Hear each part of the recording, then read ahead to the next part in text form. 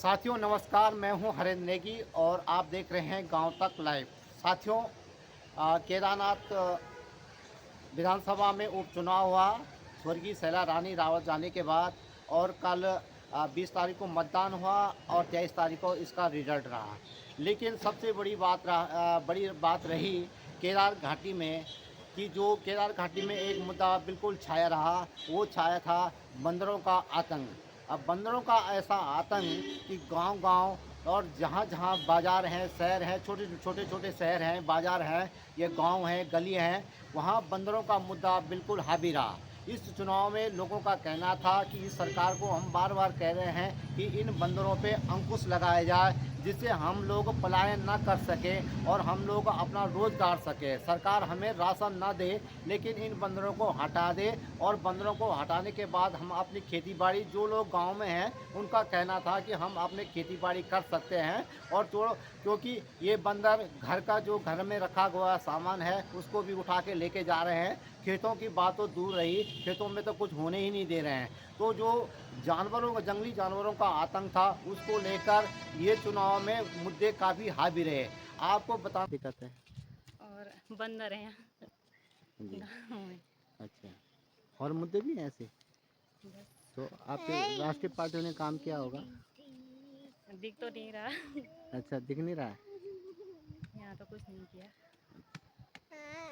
Thank you. कहना चाहूँगा कि लगभग जहाँ जहाँ हम गए, सभी लोगों का, खासकर उन महिलाओं का था, कहना ज़्यादा था कि बच्चे स्कूल नहीं जा पा रहे हैं।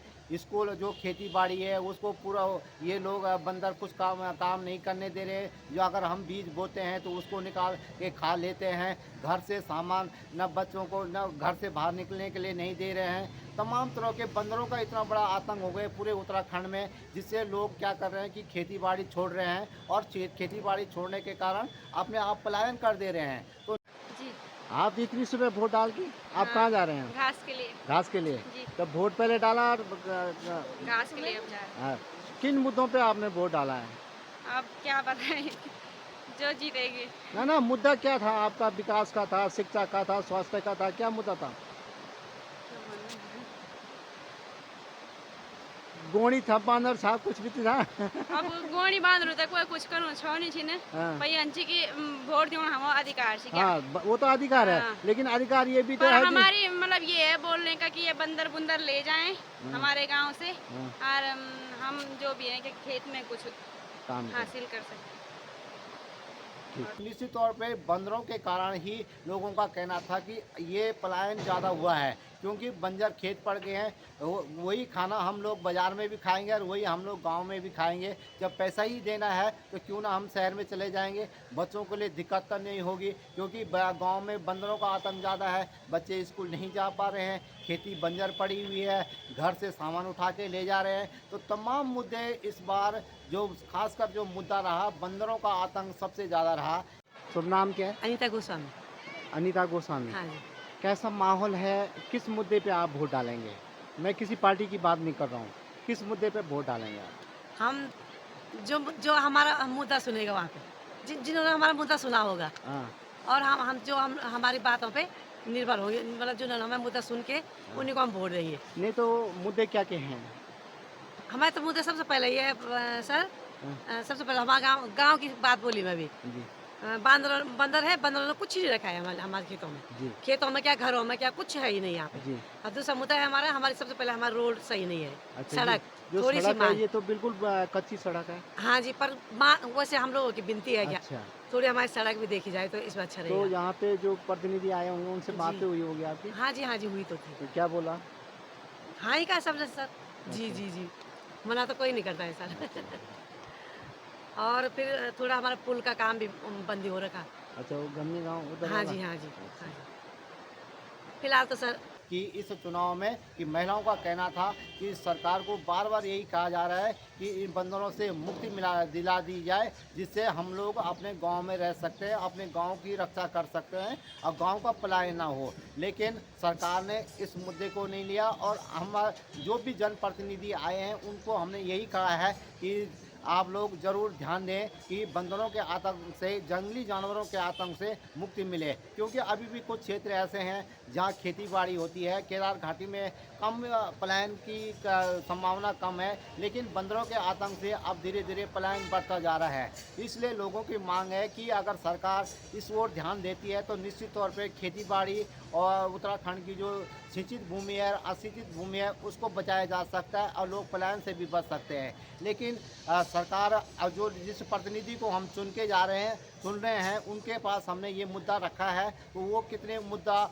ये विधानसभा में उठाती है और सरकार के पास लेके जाती है, ये आने वाले दिन, ये वक्त ही बताएंगे। लेकिन खासकर जो मुद्दा रहा वो बंदरों का छाया रहा, क्योंकि बंदरों के आतंक से पूरे गढ़वाल में सबसे ज़्यादा बंदर, मैं तो कहूँ चाहे हम लोगों को भी दिक्कतें का सामना करना पड़ता है जब हम घर से बाहर निकलते हैं या दुकानों में रहते हैं या शहर में रहते हैं, तो बंदरों का चारों तरफ आतंक दिखाई देता है।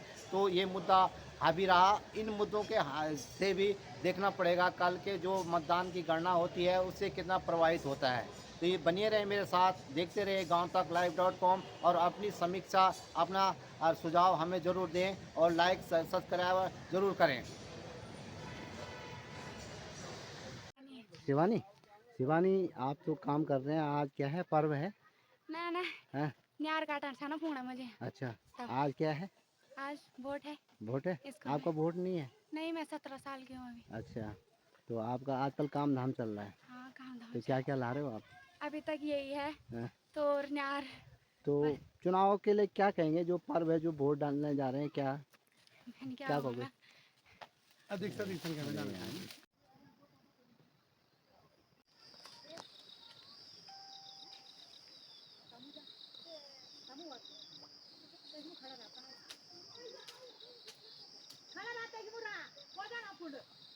खड़ा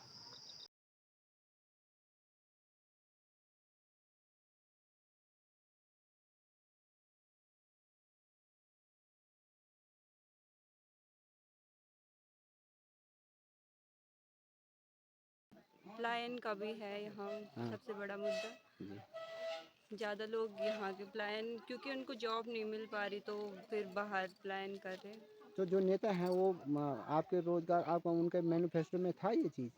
सर मेरे हिसाब से तो नहीं। नहीं था। सर नहीं, क्योंकि मैक्सिमम हर नेता यहाँ वोट मांगने आते और फिर बाद में तो कभी दिखते ही है, मतलब किसी भी कोई भी, मतलब जैसे कुछ भी चीज़ अप्लाई कर रहे, कुछ योजनाएं ऐसे कुछ जो हो उठे रही। हैं वो क्या ठीक है कि नहीं है? सर अब तो पता आगे ही चलेगा कि कैसे है कैसे नहीं है। केवल आपने मत का प्रयोग करना है। Yes sir. ठीक। क्या शुभ नाम है आपका? सर मेरा नाम अमीशा है और अमीशा। मैं फलई से हूँ। जी। तो अभी हम मतलब जो उपचुनाव हो रहे हैं हमारे रुद्रप्रयाग में, तो अभी हम उसके लिए वोट देने के लिए आए हैं। तो हमारे जो मतलब मुद्दे हैं कि जो शिक्षा, रुद्रप्रयाग का विकास करेंगे और शिक्षा, स्वास्थ्य और जो हमारा पलायन हो रहा है उत्तराखंड से, उस पर विशेष ध्यान देंगे। तो क्या है ऐसे मुद्दे, जो बहुत सारे आपने मुद्दे गिनाए हैं, कोई सरकार है जो सोच रही है? सर अभी केंद्र तक तो सब कुछ लगभग सही है, लेकिन राज्य में थोड़ा अभी भी इन चीज़ों पे सोचना बहुत गंभीर स्थिति है ये चीज़ें। पलायन इसलिए भी होता है, पलायन तो एक सतत प्रक्रिया है। हाँ सर, वो पलायन तो तो आप भी रोजगार की कमी अगर है इस आपको वजह रोजगार से। जाएंगे, जी रोजगार सर। नहीं मिलेगा यहाँ तो हाँ। आप पलायन करेंगे। हाँ जी। तो कैसे इसको रोका जा सकता है? सर एक तो जैसे यहाँ जैसे हमारा केदारनाथ एक उदाहरण है कि वहाँ बाहर वाले लोगों को ज़्यादा रोजगार दिया जा रहा है, लेकिन अगर हमारे ग्रामीणों को रोजगार वहाँ दिया जाए तो इससे बहुत अच्छी एक सुविधा हो सकती है, ताकि वो बाहर पलायन न कर सके। Thank you, thank you sir. बहुत बढ़िया, आपने बहुत बढ़िया बोला। वो कर पलायन कर दिया। पलायन ज़्यादा हो गया? अच्छा, तो पलायन पे भी मुद्दा होगा आपका? पलायन और शिक्षा, शिक्षा और रोजगार। अच्छा।